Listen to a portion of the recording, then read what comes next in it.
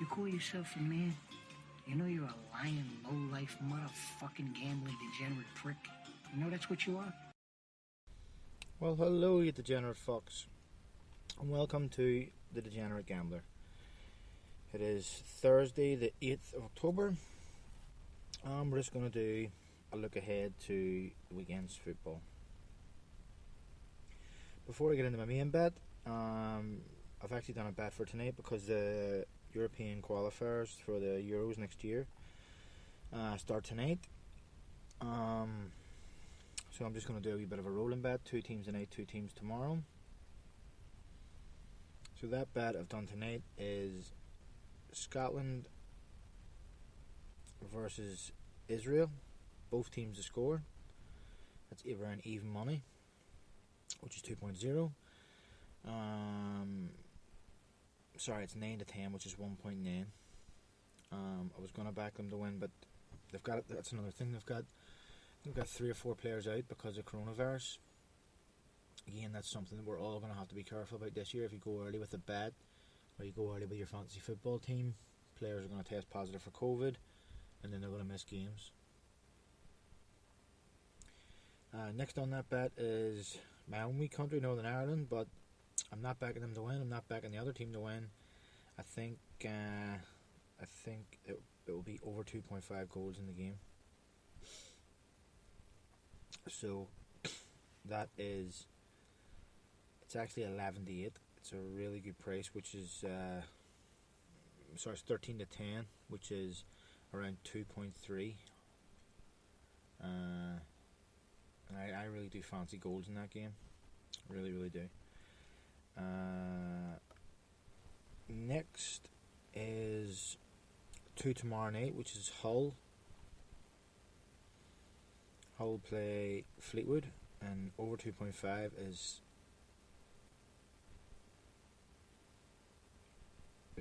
17 to 20, which is about 1.88 as far as I can see here. And then I had Dundalk and St. Pat's, both teams to score, but it's been cancelled because I think some people have again tested positive for coronavirus and the match has been cancelled. So I'll post that bet shortly. Should be up sort of after this episode. I'll put it up.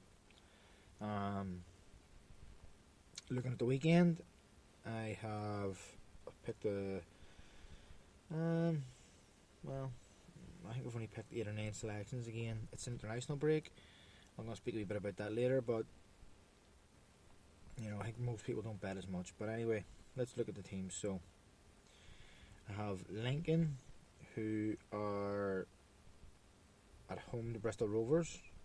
It's 10 to 11, which is 1.91. I fancy Blackpool versus Ipswich to be over 2.5 goals, which is 11 to 10, which is 2.1. I fancy Peterborough to win against Northampton, and it's around 9 to 10, which is 1.9. I fancy Salford versus Tranmere to be over 2.5, which is around evens. I fancy Swindon. I have 2. I'm dodgy on Swindon. Well, not dodgy. Swindon to win, and they are at home to AFC Wimbledon, is 9 to 10, which is 1.9. And overs is 6 to 7, which is 1.86. They've both been scoring a lot of goals, but historically in the match, there hasn't been a lot of goals. Excuse me. So, do you go on current form, or do you go on the 2 teams usually cancel each other out? Next I have Exeter, and Exeter are away to Southend. Exeter made a very good start. It's around evens, which is 2.0. Another one in the National League is Bournemouth. Good side last year. I think it started with a win. They're home to Halifax, and that is even money, 2.0. Again, Eastleigh. I think Eastleigh have won their first 2 games, but they are a dodgy team. They're a team that's inconsistent. They're 10 to 11. And Eastleigh are at home to Altrincham. That again is 1.91. And then Spain play Switzerland. And both teams scoring that match is 10 to 11. Again, might be a wee bit dodgy that, but again, you have to whittle these down. So that's the 8 or 9, maybe whatever it was, their selections that I'm going to make a bet from on Saturday. My nap is, well, I went for Exeter, as I said, 5-6, made a good start. They have a good away record, and Southend have been very poor. So I think 5-6 is a good price. Who else there? My other one is one of the ones I was dodgy about, and I couldn't really pick whether I was going to go overs or both team to score or team to win. Well, team to win, which I ended up in the end going for Swindon. Swindon are at home, made a good start to the season, and what I've chosen is Swindon and Wimbledon to be over 2.5. So I would fancy that match to probably be 2-1 to Swindon, but it could be a draw. It could go either way. They both make good starts. Excuse me. They both make good starts to the league, so it is a dodgy one. But I think there'll be goals. And like I said, they both score goals, but again, historically, that match there's been a lot of 0-0s and 1-1 eaches. But I think I'm just hoping for the weekend that they both continue their form. I think they've played 4 matches each, 3 or 4 matches each, and they've scored 8 goals each. Let me just look that up. Let me see here now. It was Exeter. Where am I? Swindon. Standings. So 4 games. Swindon scored 8, conceded 8. 6 points. Wimbledon, 4 games, scored 8, conceded 8. Now, sometimes those matches can end up being stalemates. And again, if you look at the history, let's look at the last 5. 0 each, 2-0, 1 each, 1 each. You know? So, there you go. That goes back to 2011. Don't really think you can take form from 2011, but anyway. So that's my nap. As I say, I'll probably post that tomorrow. I'll probably stick a tenner on that. Try to get myself a free weekend of betting. That nap. Let's check out the price of it. So, what did I say the price was? 5-6, or which is 1.83. Going on to a 6-7, which is a 1.86, and that will return for £10.34. So that's 2.5 to 1. Not amazing, but get yourself 30 quid for that. I'll be happy enough for that. So, look ahead now to Sunday. Sunday we have, again, a lot of matches, mostly the Nations League. I had a bit more of a study than I normally do in this because there was a lot more matches, so I had to really have a good look to see what was worth betting on. So what I've came up with is Holland, who are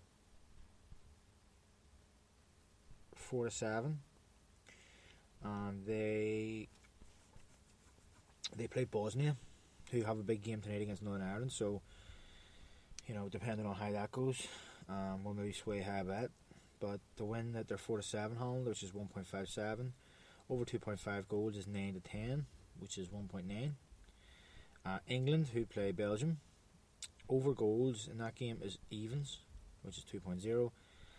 I really fancy that. I know that again they could both cancel each other out, but I don't know. Something tells me the goals in that game.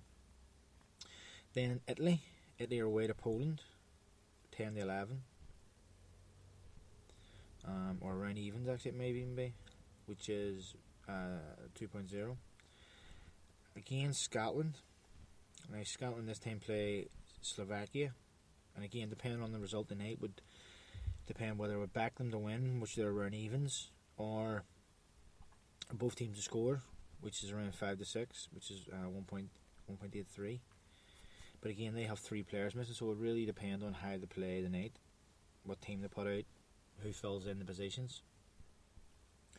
Next one is Kosovo. I fancy both teams to score in that game. So Kosovo play Slovenia, and both teams scoring that game is 11-10, which is 2.10. Russia to win Russia play Turkey at 11. They're 11-10.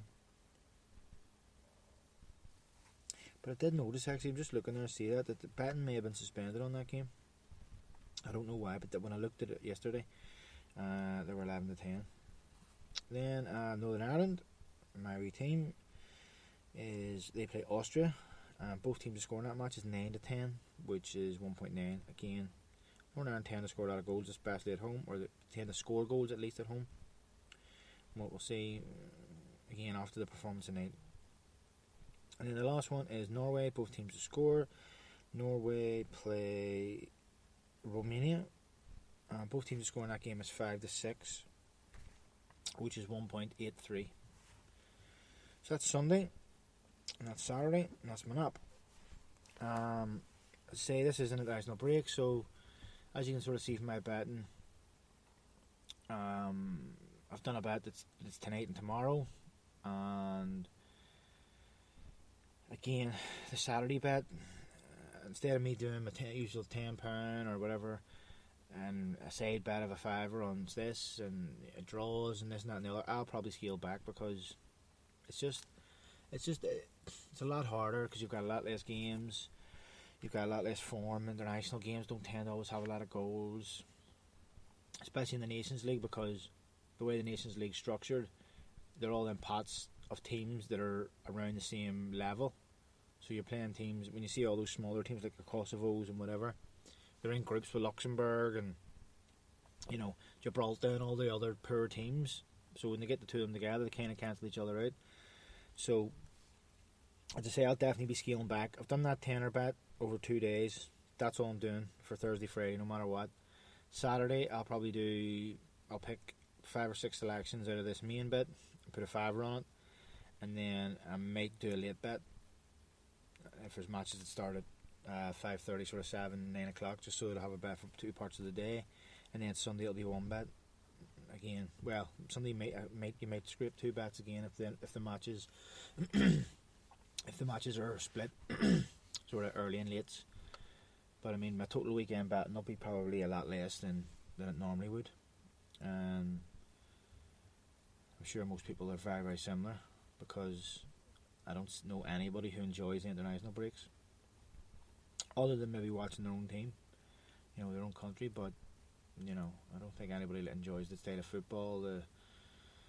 You know, unless it's a World Cup or European Championship or African Cup of Nations or whatever, those matches mean something and they're good to watch. But no, I think we're all just hoping for the football to come back. So, a quick look into midweek. We'll have one game in League 2. There's 11 National League games. There's some more Nations League, and then there's the Scottish League Cup again. And then that's all Tuesday. And then on Wednesday, there's 20 Nation League game. So again, you're going to be talking a small bet each night, or one bet that runs over 2 nights, depending on prices, because that Scottish League Cup the prices aren't great usually for anything, wins, goals, both teams to score, whatever. They're not great for prices from the bookies. But yeah, that's basically it for this week. Bit short and sweet because there's not as much not as much games to research and not as many teams selected. If I can ask again anybody who's follows me on social to, when I post the episode here today, like it, retweet it, get your friends and whatever to listen to the episodes, follow the social medias. The links of all will be in the description. And that's just all that leaves me now is to say is good luck and happy punting.